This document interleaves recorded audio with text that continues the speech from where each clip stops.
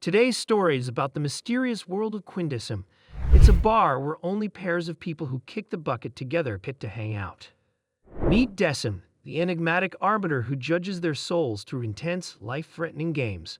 From darts and bowling to fighting games, these challenges peel back the layers of each patron's soul. But everything changes when a black-haired amnesiac shows up, causing Decim to question his own judgments. Get ready for a journey into the afterlife like no other.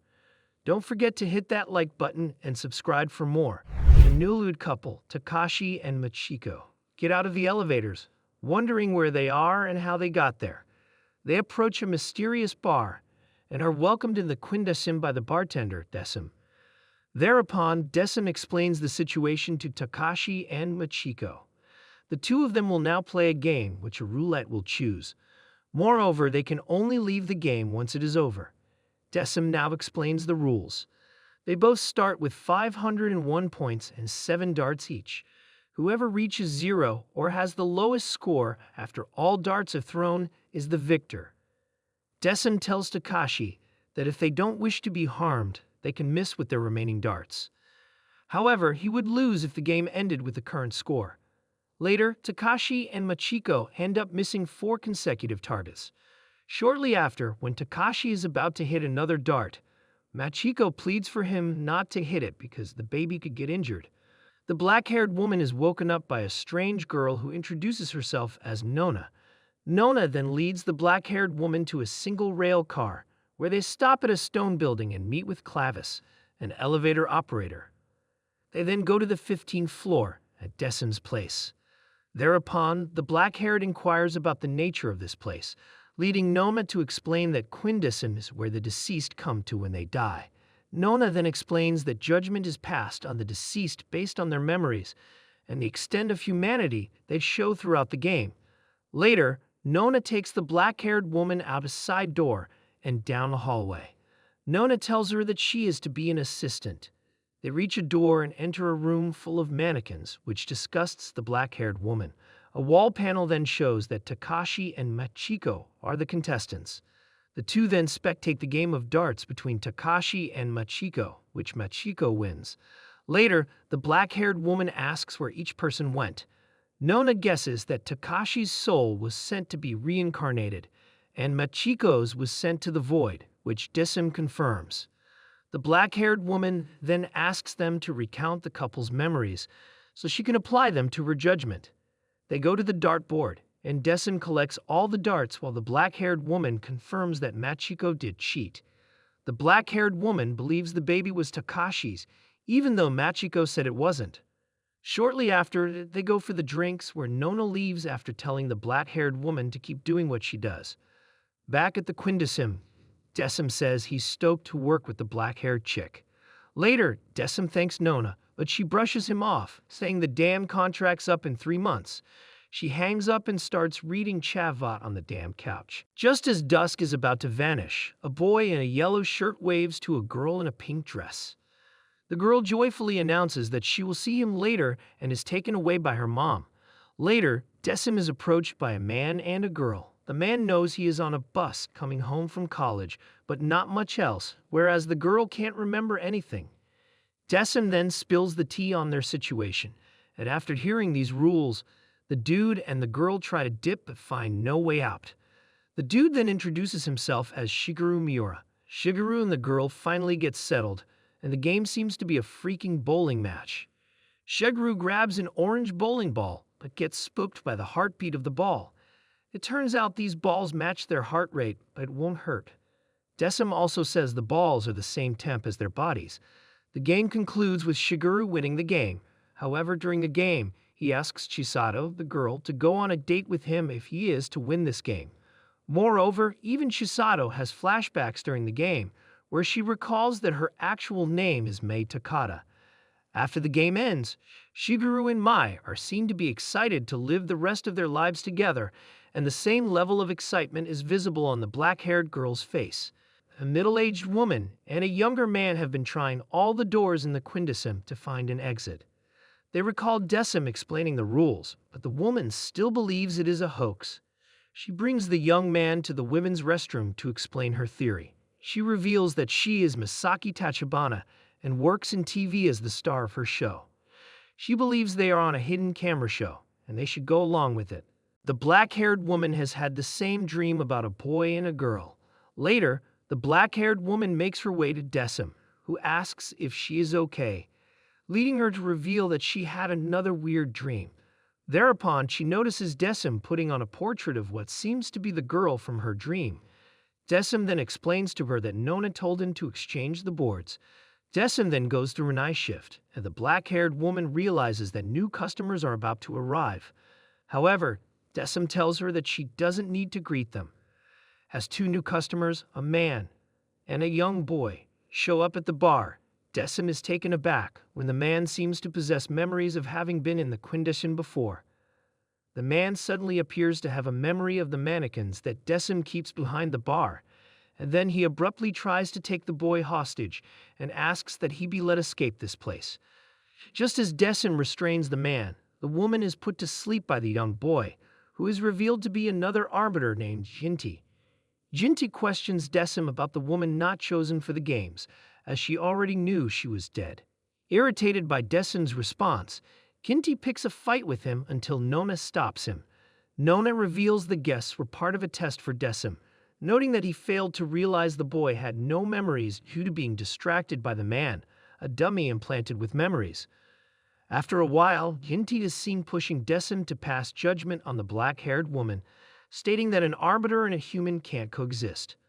But Clavis tells Jinti to let Decim handle his damn job.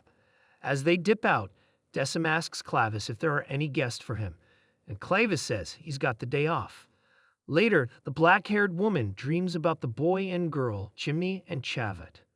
Mayu Arita, an overexcited schoolgirl, and Harada, a member of a popular boy band named CHA, arrive at a different bar, the Jinti, which is run by Jinti, who has them play a game of Twister together. Along the way, Harada questions Mayu if she knows how she got here.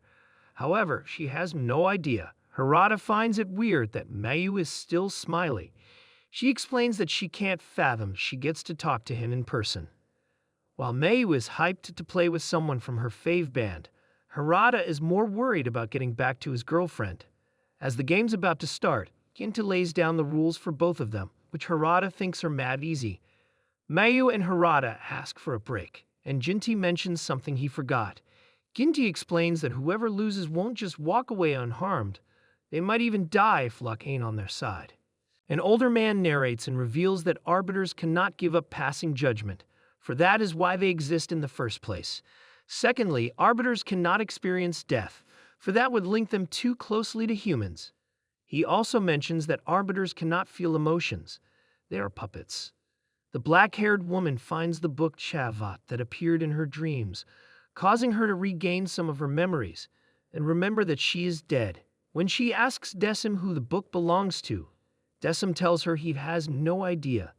Decim then suspects that Quinn might have left it here. It turns out that the black-haired woman has no idea who Quinn is. Decim spittles that Quinn used to be the big boss here before joining. After checking out one of Quinn's death games, Decim got grilled on why he didn't use a remote to change up the game. He fessed up he forgot, but he's all about respecting peeps who've lived full lives. Quinn told him to handle his biz with the stuff he treasures. Meanwhile, Quinn, who became part of the Information Bureau after quitting her job as an arbiter, drinks with Nona and discusses how Decim is an arbiter with human emotions. Nona realizes that arbiters are puppets. They never live or die. Moreover, Nona finds it strange that they are the ones who have never experienced death, yet they are the ones who end up judging the dead. In the next scene, Decim is shown trying out the burger made by the black-haired woman. Seeing him eating the burger with a dead serious face, she asks Decim to let her at least know if it is good. Meanwhile, Oculus visits Nona and Quinn and finds the book Chavat. Decim shares his treasure with the black-haired woman, collecting the dummies formed from guests sent to the void, which would otherwise be completely disposed of so they won't be forgotten.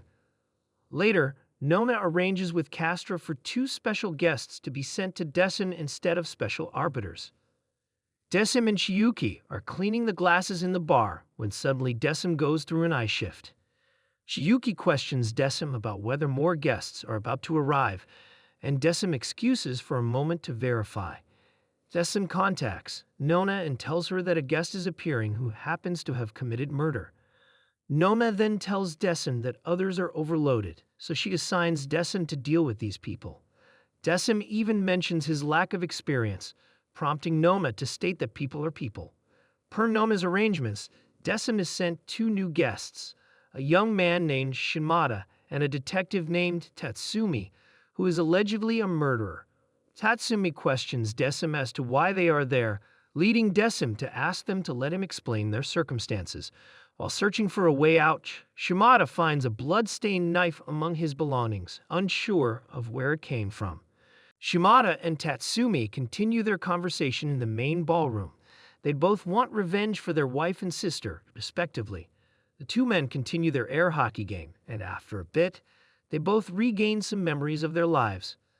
Tatsumi remembers that he already killed his wife's murderer, and Shimada remembers killing the rapist and being told that another person was watching from a distance. Tatsumi sides with Shimada, and even though he is a detective, he believes that Shimada killing his sister's rapist is justifiable. At one moment, Chiyuki even asks Decim to stop this, leading Decim to mention that he brings out as much darkness in their souls as possible. Then he passes on the judgment, which is what being an arbiter is. After playing, Tatsumi ends up victorious, and the game ends with 6 points on Shimada's side and 4 on Tatsumi's. As the game concludes, Decim reveals that he is an arbiter and is terribly sorry for deceiving them. However, Shimada appears left in the dark and has no idea what is happening. To clarify his confusion, Tatsumi reveals that Shimada was the one who killed him, forfeiting the game. He explains that he was following the same man that raped Shimada's sister and didn't do anything to stop him. Shimada gets all riled up and charges at Tatsumi, but Decim steps in to hold him back. Decim's like, "Chill, dudes, you're already dead. You can't die again, but you can feel pain." Then he puts a knife down and sets Tatsumi's hockey pucks in front of Shimada.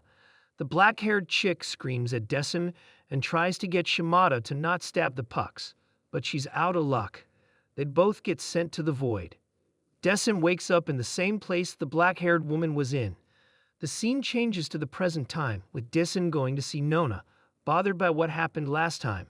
He tells her he thinks the way they judge people is flawed, and says that maybe the extreme conditions the guests are put under reveal the darkness in the soul. He questions that and asks if they are creating the darkness instead of showing it. He then apologizes to Nona and tells her that since he respects people who've lived fulfilling lives, he can't judge them. As the two talk, Nona explains that the black-haired woman is regaining her memories and will soon have to be considered. Decim says he can judge her and doesn't need Nona's help. Decim then denies their request for Quinn to send along the black-haired woman's memories, saying he should be right. Nona then reveals they'll have a special guest arriving soon. Back at the Quindecim, Decim and the black-haired woman wait for their guest, who happens to be an old lady named Sachiko Uemura.